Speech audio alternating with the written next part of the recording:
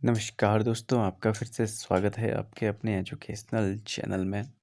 आज मैं आपके सामने फिर से कुछ महत्वपूर्ण प्रश्नों को लेकर आया हूँ उत्तराखंड के। तो आपके सभी स्टेट लेवल के एग्ज़ाम के लिए बहुत ही उपयोगी हैं और अगर आप पीसीएस, आईएएस की तैयारी कर रहे हैं तो वहाँ पे आपको उत्तराखंड राज्य अलग से पढ़ना होता है। तो ये आप लोगों के लिए इम्पोर्टेंट है।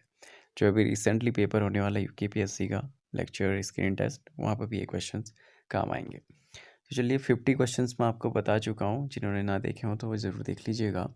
51 क्वेश्चन को स्टार्ट करते हैं। निम्न में से कौन सी फसल उत्तराखंड के तराई क्षेत्र में खरीफ और ग्रीष्म ऋतु की धान की फसलों के मध्य उगाई जा सकती है? तो यहाँ पे पूछा गया हमसे, ठीक है, तराई क्षेत्र की बात की गई है। पहले तो ये क्वेश्चन को समझिएगा, ठीक है। तराई क्षेत्र की बात की गई है और खरीफ और, ठीक है, खरीफ और ग्रीष्म ऋतु की धान की फसलों के मध्य की बात कर रहा है, ठीक है। तो हम कौन सी फसल जो है उगा सकते हैं? तो यहाँ पे हम उगा सकते हैं, वो है आपकी मेंथा यानी कि पुदीना को उगा सकते हैं, ठीक है। ये जो है उत्तर आप देख भी पा रहे होंगे स्क्रीन पे कि मेंथा यानी कि पुदीना को उत्तराखंड के तराई क्षेत्र में खरीफ और ग्रीष्म ऋतु की धान की फसलों के मध्य उगाया जा सकता है। अगला प्रश्न देखिए, उत्तराखंड राज्य निर्माण के समय केंद्र में किस राजनीतिक दल की सरकार थी? बहुत ही महत्वपूर्ण प्रश्न है आने वाले एग्जाम के दृष्टि में रखते हुए। तो उस समय जो सरकार थी राष्ट्रीय जनतांत्रिक दल गठबंधन यानी कि एनडीए की सरकार थी। रिसेंटली जानकारी आप लोगों को पता ही है कि जो राज्य गठन हुआ था उत्तराखंड का 9 नवंबर 2000 को हुआ था, ठीक है। उस समय श्री अटल बिहारी वाजपेयी के नेतृत्व वाली राजनीतिक जो राष्ट्रीय जनतांत्रिक गठबंधन केंद्र में सत्तारूढ़ थी, एनडीए की बात है। नैनीताल में कुमायूं परिषद का गठन किया गया था। बहुत ही इंपॉर्टेंट क्वेश्चन है, सभी ये बात कर लो। अगर यूके ट्रिपल एस सी की बात करें, ठीक है, और यूकेपीएससी की बात करें तो बहुत बार ये क्वेश्चन पूछा जाता है। कुमायूं परिषद का जो गठन हुआ था वो हुआ था 1916 में। तो इसको डिटेल में देख लेते हैं। कुमायूं परिषद का गठन 1916 ईस्वी में उत्तराखंड क्षेत्र में स्वतंत्रता आंदोलन की मुहिम को तेज करने के लिए किया गया था, जिसके अग्रणी गोविंद वल्लभ पंत, तारादत्त गैरोला एवं बद्रीनाथ पांडे थे, ठीक है। कभी कभी क्वेश्चन पूछ लेता है वैसे कौन इसके गठन किसने किया था, ठीक है, मतलब अग्रणी नेता जो थे इसके, तो इसका नाम पूछ लेता है, तो आप लोगों को ये भी ध्यान में रखना है, ठीक है। अल्मोड़ा में जो कांग्रेस की स्थापना, ठीक है, अल्मोड़ा में कांग्रेस की स्थापना हुई थी 1912 में, और यह गठन हुआ था आपका लाला लाजपत राय के महत्वपूर्ण योगदान से। अल्मोड़ा में कुमायूं कांग्रेस कमेटी का गठन हुआ था, उस समय कुमायूं कांग्रेस कमेटी नाम से बना था। अगला प्रश्न है, टिहरी राज्य की स्थिति को उत्तर प्रदेश का एक जनपद बना। ये भी इंपॉर्टेंट क्वेश्चन है।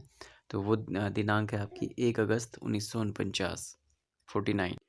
अगला प्रश्न है, श्रीदेव सुमन जिसके विरुद्ध लड़े वह जो था टिहरी राज्य में वंशानुगत शासन, ठीक है।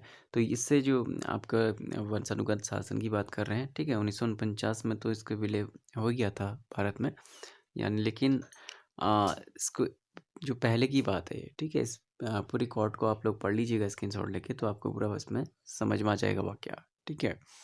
कभी कभी ये क्वेश्चन भी पूछा जाता है कि किसकी क्रांतिकारी की 84 दिन बाद जो है मृत्यु हुई थी, ठीक है, भूख हड़ताल के बाद। तो ये होते श्रीदेव सुमन, ठीक है। तो उत्तराखंड में स्वाधीनता आंदोलन के दौरान प्रजामंडल जहाँ किया गया, ठीक है, यानी कि जो इसका गठन किया गया वो कहाँ किया गया था? टिहरी राज्य में, ठीक है। श्रीदेव सुमन ने ही इसका किया था। कुमायूं का प्रथम कमिश्नर, बहुत ही महत्वपूर्ण प्रश्न है, ई गार्डनर था। अगला प्रश्न है, श्रीनगर पवार राजवंश का संस्थापक, ठीक है, ये क्वेश्चन भी कई बार आ चुका है आपका। जो पवार राजवंश का संस्थापक था वो था अजय पाल, ठीक है। इसको अजय पाल को एक और बात कही जाती है, सम्राट अशोक के समान बताया गया है। चाँदपुरगढ़ का राज्य स्थित था। तो चाँदपुरगढ़ का राज्य जो है चमोली में स्थित था, ठीक है। और यह जो कि थी पाल राजवंश की राजधानी भी थी। तो क्वेश्चन आपके इसमें बन गए। कुमायूं का पौराणिक नाम, ठीक है, ये अक्सर पूछा जाता है अलग अलग एग्जाम्स में। तो कुमायूं का पौराणिक नाम है मानसखंड, केदारखंड है नाम आपका गढ़वाल का। यह ध्यान रखिएगा, एक ना एक प्रश्न जरूर बनेगा इस नाम से। निम्न में से कौन सा उत्तराखंड के गढ़वाल मंडल का एक जनपद नहीं है, पूछ रहा है, तो वो है चंपावत, ठीक है। एक जो है कुमायूं में आ जाता है, बाकी हरिद्वार, रुद्रप्रयाग और उत्तरकाशी आपके गढ़वाल मंडल के जनपद हैं। अगला प्रश्न है, उत्तराखंड राज्य में महिलाओं के लिए सभी श्रेणी की सेवाओं में कितने प्रतिशत क्षैतिज आरक्षण का प्रावधान किया गया है? तो आरक्षण है 30%। ठीक है, लास्ट बार जो एग्ज़ाम हुआ था आपका यूकेपीएससी का लेक्चर का, उसमें भी ये प्रश्न पूछा गया था, इसी तरह से घुमा फिरा के पूछा गया था। तो 2001 के आदेश अनुसार राज्य में आरक्षण की सूची में महिलाओं को 20% क्षैतिज आरक्षण का प्रावधान था, किंतु वर्तमान में महिलाओं को 30% का जो है, ये गलत छपा है। ठीक है, 30% का जो है उन्हें आरक्षण प्रदान किया जा रहा है, 30% का आरक्षण प्रदान किया जा रहा है। सूची क्या है महिला की? 30% है।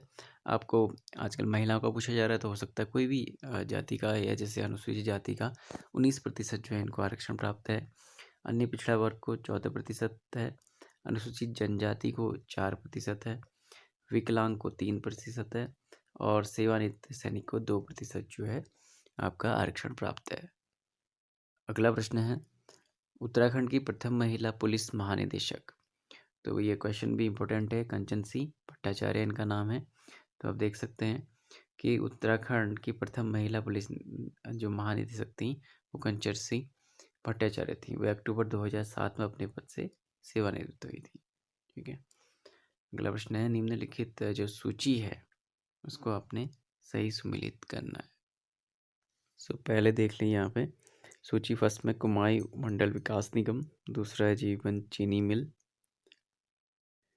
तीसरा है HMT घड़ी इकाई और BHEL। ठीक है, तो इसको मिलाते हैं तो आप लोग मैं वैसे बता देता हूँ आप लोगों को। ठीक है, फर्स्ट जो है हमारा कुमायूं मंडल विकास निगम, तो KMVN है आपका नैनीताल में। ठीक है, एन लिख देता हूँ यहाँ पे। और जीबी पंत चीनी मिल आपकी है किच्छा में। ठीक है, जीबी पंत चीनी मिल, यहाँ पे जीबी लिख देता हूँ, जीबी पंत चीनी मिल। और HMT जो घड़ी इकाई है वो है आपकी रानी बाग। ठीक है, रानी बाग हल्द्वानी में है। BHEL का जो सही उत्तर है वह आपका सीधा सीधा हरिद्वार में। ठीक है, तो जो सुमिलित आपका देखिए इस प्रकार से हो जाएगा। कुमायूं मंडल विकास निगम नैनीताल, जीबी पंत चीनी मिल किच्छा उधम सिंह नगर, HMT घड़ी रानीबाग नैनीताल, BHEL हरिद्वार। ठीक है, नैनीताल जिले में ये पड़ता है रानीबाग, लेकिन हल्द्वानी के आसपास का एरिया। अगला देखते हैं, उत्तराखंड में HMT का कारखाना कहाँ स्थित है? तो HMT का कारखाना भी आपने देखा कि रानीबाग नैनीताल में। ठीक है, अभी यहाँ लगभग बंद हो चुका है, लेकिन ये पुराना प्रश्न है तो ज़रूर आया। ठीक है, हो सकता है रिपीट हो, 5 का 10 में रिपीट हुआ तो इस बार भी हो सकता है।